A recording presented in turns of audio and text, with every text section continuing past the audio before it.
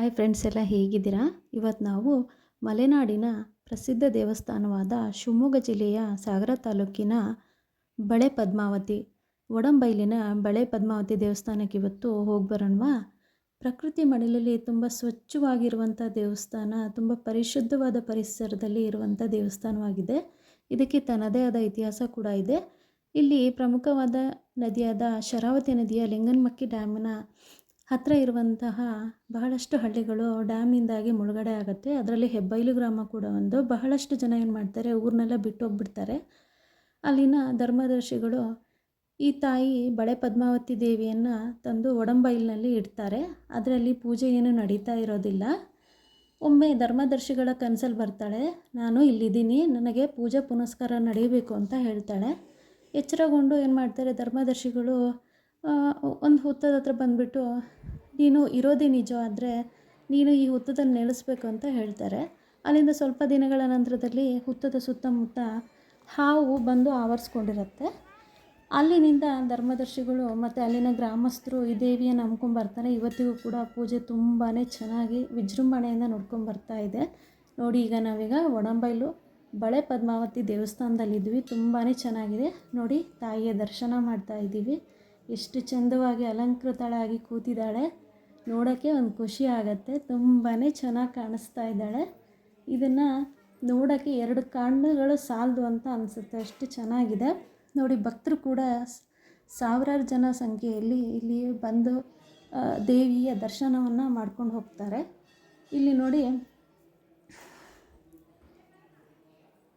ಇಲ್ಲಿನ ಪರಿಸರ ಕೂಡ ತುಂಬಾ ಚೆನ್ನಾಗಿದೆ. ಇಲ್ಲಿ ಅಮ್ಮನವರ ಲಕ್ಕಿಯ ವೃಕ್ಷ ಇದು. ನೋಡಿ, ಇಲ್ಲಿ ಬೃಹತ್ ಆದಂಥ ನಾಗದೇವರ ಮೂರ್ತಿಯನ್ನು ನಾವಿಲ್ಲಿ ನೋಡ್ಬೋದು. ಇದು ಸುಮಾರು 7 ಅಡಿ 7 ಇಂಚು 7 ಹೆಡೆಗಳದ್ದು ಅಂತ ಹೇಳಲಾಗ್ತದೆ. ಯಾವುದೇ ನಾಗರ ಸಂಬಂಧಿಸಿದ ಯಾವುದೇ ರೀತಿಯ ದೋಷಗಳಿದ್ರೆ ಇಲ್ಲಿ ಪೂಜೆಗಳನ್ನು ಮಾಡಿಕೊಂಡ್ರೆ ತುಂಬ ಒಳ್ಳೆಯದಾಗತ್ತೆ ಅಂತ ಹೇಳ್ತಾರೆ. ಎಲ್ಲ ದೋಷಗಳು ಪರಿಹಾರ ಆಗಿ ಒಳ್ಳೆಯದಾಗತ್ತೆ ಅಂತ ಹೇಳ್ತಾರೆ. ನೋಡಿ, ಇಲ್ಲಿ ಚಿತ್ರಗಳನ್ನ ಹಾಕಿದರೆ ದೇವಸ್ಥಾನಕ್ಕೆ ಸಂಬಂಧಿಸಿದ್ದಾಗಿದೆ. ಪ್ರತಿಷ್ಠಾಪನೆಯಿಂದ ಹಿಡಿದು ಇಲ್ಲಿಯವರೆಗೆ ನಡೆದಂಥ ಕಾರ್ಯಕ್ರಮಗಳದ್ದು ಪ್ರಮುಖವಾದ ವಿಷಯಗಳನ್ನ ಇಲ್ಲಿ ಫೋಟೋಗಳ ಮೂಲಕ ಇಟ್ಟಿದ್ದಾರೆ. ನೋಡಿ, ಇಲ್ಲಿ ಹರಕೆಗಳ ಮೂಲಕ ತುಲಾಭಾರವನ್ನು ಮಾಡ್ಬೋದಾಗಿದೆ. ಈಗ ನಾವೀಗ ಹಾಗೆ ಅಮ್ಮನವರ ಮೂಲ ಸ್ಥಳಕ್ಕೆ ಹೋಗ್ತಾ ಇದ್ದೀವಿ.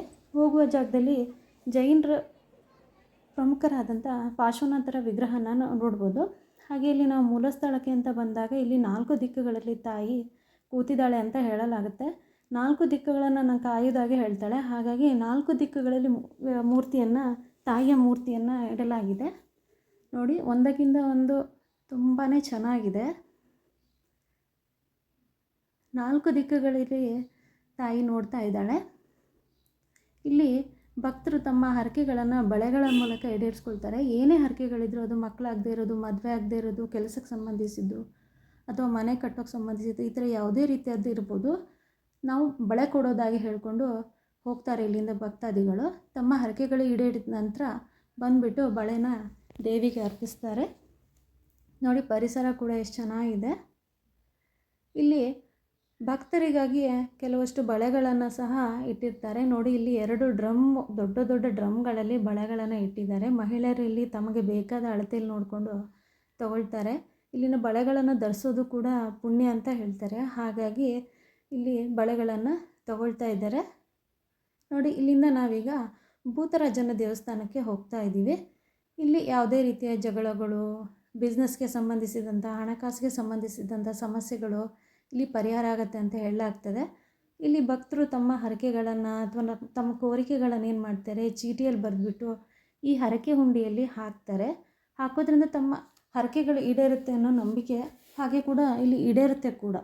ತಮ್ಮ ಹರಕೆಗಳನ್ನು ಕುಂಬಳಕಾಯಿ, ಅರಿಶಿಣ ಕುಂಕುಮ ಕೊಡೋದ್ರ ಮೂಲಕ ತೀರಿಸ್ತಾರೆ. ನೋಡಿ, ಇಲ್ಲಿ ನಾವು ಕುಂಬಳಕಾಯಿನ ನೋಡ್ಬೋದು, ಭಕ್ತರು ಕೊಟ್ಟಂಥದ್ದು. ಇದೆ ಭೂತರಾಜನ ದೇವಸ್ಥಾನ. ನೋಡಿ, ಭಕ್ತರು ಇಲ್ಲಿ ಹೇಗೆ ತಮ್ಮ ಕೋರಿಕೆಗಳನ್ನು ಬರಿತಾ ಇದ್ದಾರೆ ಅಂತ ಅಲ್ವಾ.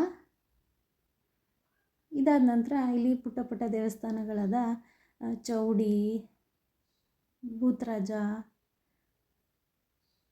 ಕ್ಷೇತ್ರಪಾಲ, ಹೀಗೆ ಮುಂತಾದ ದೇವಸ್ಥಾನಗಳನ್ನು ನಾವಿಲ್ಲಿ ನೋಡ್ಬೋದಾಗಿದೆ. ನೋಡಿ ಫ್ರೆಂಡ್ಸ್, ಇಲ್ಲಿ ಬಂದವರು ಯಾರೂ ಹಾಗೆ ಹೋಗಲ್ಲ. ಇಲ್ಲಿ ಪ್ರಸಾದ ವ್ಯವಸ್ಥೆ ಕೂಡ ಇದೆ. ದೂರದಿಂದ ಬರುವಂಥ ಭಕ್ತರಿಗೋಸ್ಕರ ಇಲ್ಲಿ ಪ್ರಸಾದ ವ್ಯವಸ್ಥೆಯನ್ನು ಕೂಡ ಮಾಡಿರ್ತಾರೆ. ಆ ಪ್ರಸಾದವನ್ನು ಪಡೆಯೋಕ್ಕೂ ಪುಣ್ಯ ಮಾಡಿರಬೇಕು ಅಂತ ಹೇಳಿರ್ತಾರೆ. ಹಾಗಾಗಿ ಪ್ರತಿಯೊಬ್ಬರು ಬಂದು ಪ್ರಸಾದ ಮಾಡಿಕೊಂಡು ಖುಷಿಯಾಗಿ ದರ್ಶನ ಮಾಡಿಕೊಂಡು ಹರಕೆಗಳನ್ನು ಈಡೇರಿಸ್ಕೊಂಡು ಮತ್ತೆ ಮತ್ತೆ ಬಂದು ಹೋಗಿ ಅಂತ ಹೇಳ್ತೀನಿ. ನಮಸ್ಕಾರಗಳು.